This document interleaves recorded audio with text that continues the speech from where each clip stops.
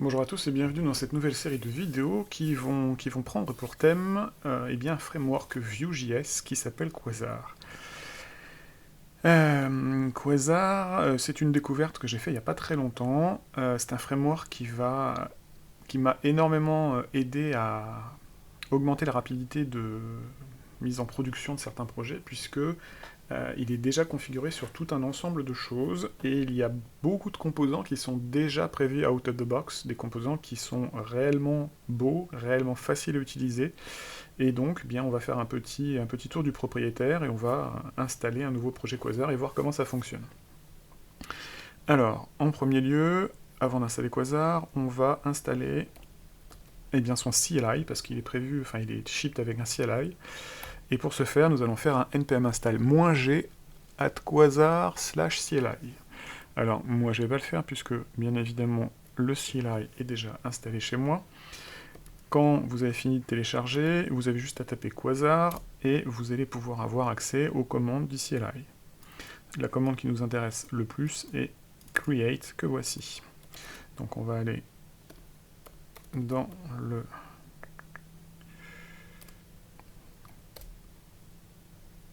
Quasar tuto, je ne l'ai pas fabriqué, donc ok, on va aller dans les tutos. On va faire mkdir de Quasar tuto. Ok, donc c'est des quasars. Et nous allons faire un quasar create, et on va l'appeler front, puisque j'ai parfois l'habitude de mettre dans le même dossier à la fois le front et le back, ce qui me permet de les lancer tous les deux avec un script custom. Donc on va l'appeler quasar create front. La quasar va nous demander tout un ensemble de choses. En premier lieu, le nom du dev projet. Alors on va l'appeler quasar tuto. Le nom du projet qu'on va voir, donc là on va l'appeler quasar tuto avec des majuscules. Description, on s'en moque. Il nous demande de choisir notre système de CSS préprocesseur, donc moi je vais prendre du SAS avec du SCSS parce que c'est ce que j'aime bien. Il nous demande les différents features qu'on veut rajouter. On va rajouter de base Vuex pour le state management et Axios. Voilà qui est fait. Il nous demande un ESLint, on va prendre Prettier. Il nous demande si on va installer des dépendances avec quoi, on va utiliser Yarn. Et une fois que c'est fait, il va télécharger tout ce dont il a besoin pour nous proposer le framework en question. Donc ça prend quelques secondes. Une fois que c'est fait, on va cd front et on va faire un code pour ouvrir avec VS Code, comme ceci. Après, charge à vous d'ouvrir avec votre éditeur à vous. Alors, on va faire un petit peu le tour du propriétaire. Donc nous voilà dans l'architecture, qui donc avec les nodes modules assez classiquement, avec le public très classiquement, avec les SRC de la même façon que fonctionne un projet Vue habituellement. Par contre, on a tout un ensemble de fichiers, Babel, ESLint, QuasarConf, qui sont arrivés. On ne rentrera pas entièrement dans le sujet sur tous ces fichiers. Sachez simplement que le fichier qui va nous intéresser le plus, c'est quasar.conf.js.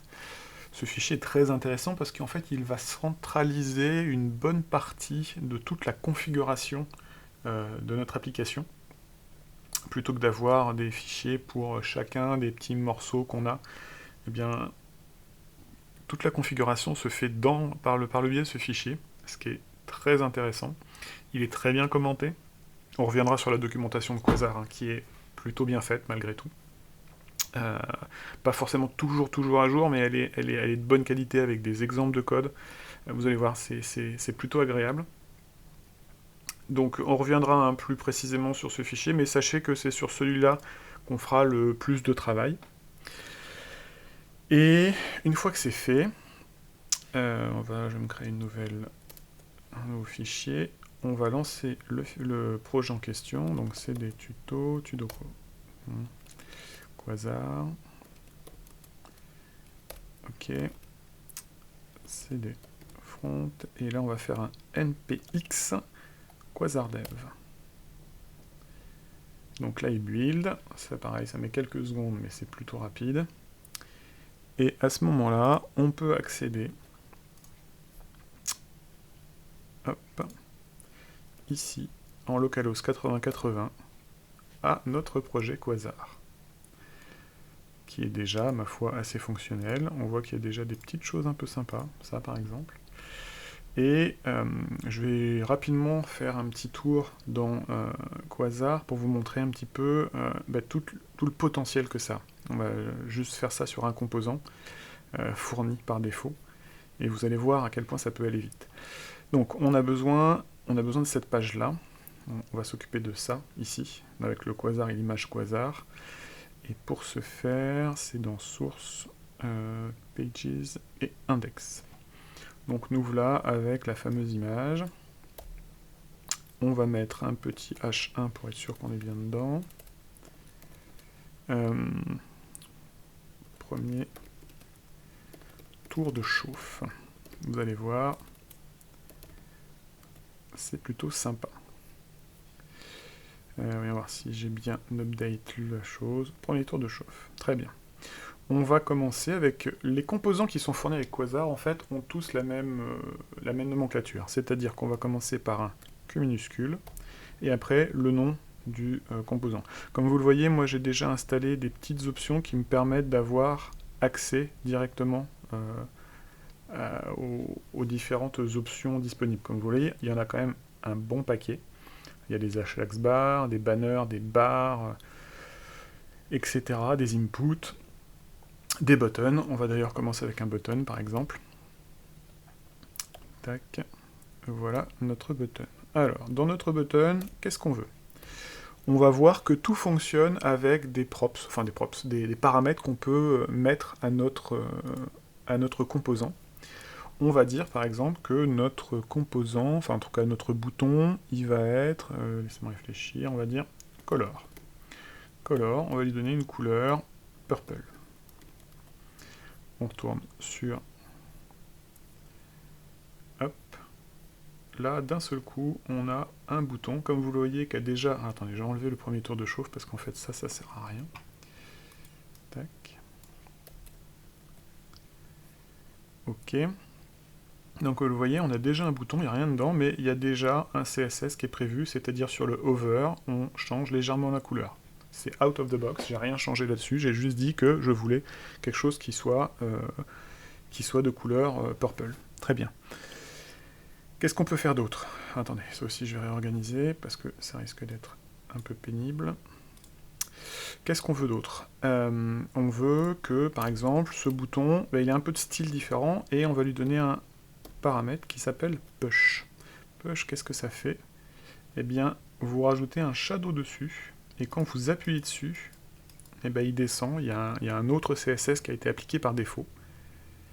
CSS qu'on pourrait tout à fait faire à la main, hein, mais ça me prendrait quelques minutes pour me souvenir exactement comment faire quelques recherches sur internet le cas échéant.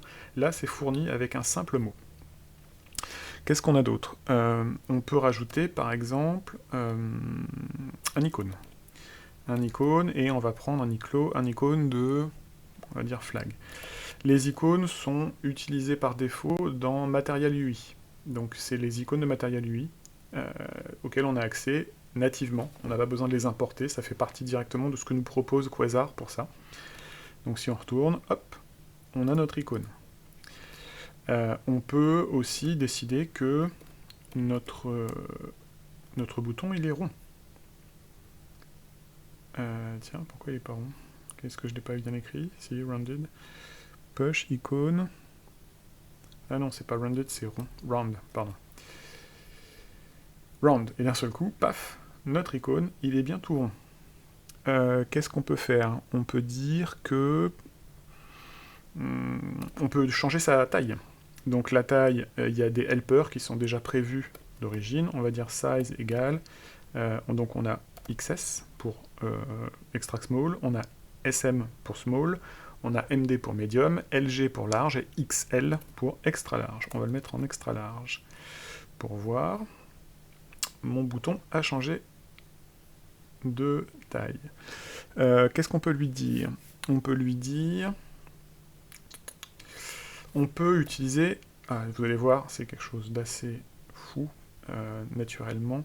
On va retourner, tiens, justement dans le quasar.config, et on va rajouter une petite chose, alors il faut que je le retrouve, dans notre objet, voilà, dans l'arrêt plugin, et dans l'arrêt plugin, on va lui dire, maintenant tu vas utiliser Notify. C'est quelque chose qui est prévu, qui est ship avec le framework, qui n'est pas mis en place par défaut, mais une fois qu'on a mis ça, on peut utiliser cette fameuse fonctionnalité Notify. Notify, ça va ni plus ni moins faire qu'une sorte d'alert box, mais qui est déjà stylé, enfin qui a déjà son style. Vous allez voir. Donc là, on va rajouter un listener, on va faire un add click. Et sur le add click, on va dire que tu vas accéder à l'objet Q, qui est en fait l'objet quasar, hein, ni plus ni moins. Et on veut accéder à Notify. Oui, d'accord, Notify. Ce Notify va prendre un objet en paramètre. Et l'objet en question, ça va être message quasar est un framework plutôt sympa. Alors, pourquoi j'ai ça qui est plein? Propriété de données qui existe. Si elle existe ici, celle-là. Ça doit être un problème avec Visual Studio Code qui a un problème de workplace, je pense. Bon, on va faire le test, on va voir si ça marche de toute façon.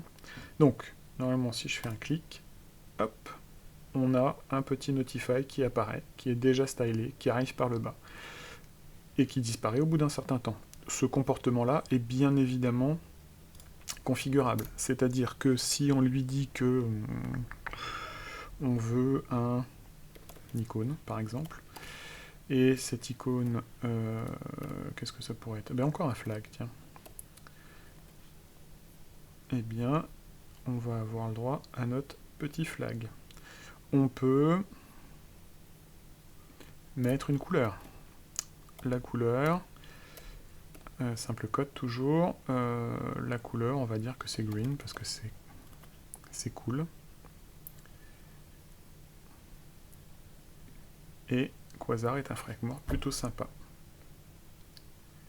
Donc comme vous voyez, alors on pourrait continuer encore, hein, il y a tout un ensemble de paramètres pour chacun des components qui est fourni par défaut par Quasar. Il y en a des listes assez impressionnantes sur certains d'entre eux, pour pouvoir justement les personnaliser au maximum, de façon très très simple, et j'insiste sur ce fait. Ce que j'aime beaucoup dans ce framework, c'est sa simplicité, dans le sens où la plupart des configurations sont déjà faites lors du build, lors du download du framework, du nouveau projet, la création du nouveau projet. Il nous met déjà Vuex si on le demande. Il nous met le routeur. Comme vous voyez, le store est déjà là. Le routeur est déjà là. La configuration se fait très simplement, il n'y a pas besoin de faire d'import.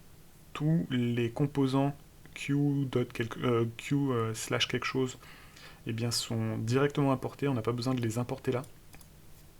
C'est fait par défaut. Et surtout, les composants en question sont nombreux, facilement configurables. Si on retourne sur la doc, que voilà. Les components.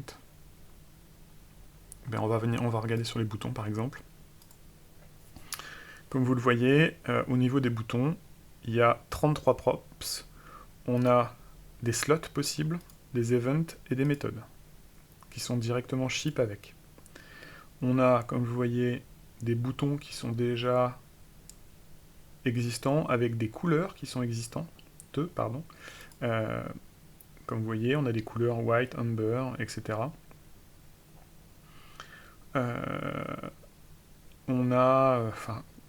Ça va très très vite pour faire des choses qui sont vraiment très jolies et très au niveau de l'UI, elles sont vraiment abouties. C'est pas du bricolage et ça va super vite. Tout à l'heure, comme je vous disais, j'aime bien utiliser le SCSS. Finalement, dans un projet Quasar, j'utilise très peu de SCSS en fait. très peu de SAS, parce que la plupart des composants qui me sont proposés et ma capacité à les personnaliser selon mes besoins est largement suffisante dans 90% des cas pour ne pas avoir à les modifier outre mesure. Donc voilà pour cette première vidéo, j'espère que ça vous a plu et intéressé, que ça va vous motiver peut-être à adopter ce framework. Dans les prochaines vidéos, on essaiera rapidement on fera quelques composants, ceux que j'utilise le plus souvent, pour continuer à vous montrer que c'est relativement simple. On fera sûrement un petit projet rapidement pour vous montrer la vitesse à laquelle ça peut aller. Merci à vous, à bientôt, abonnez-vous si c'est nécessaire, envoyez-moi des questions si vous en avez, et puis je vous répondrai. Bonne journée à vous.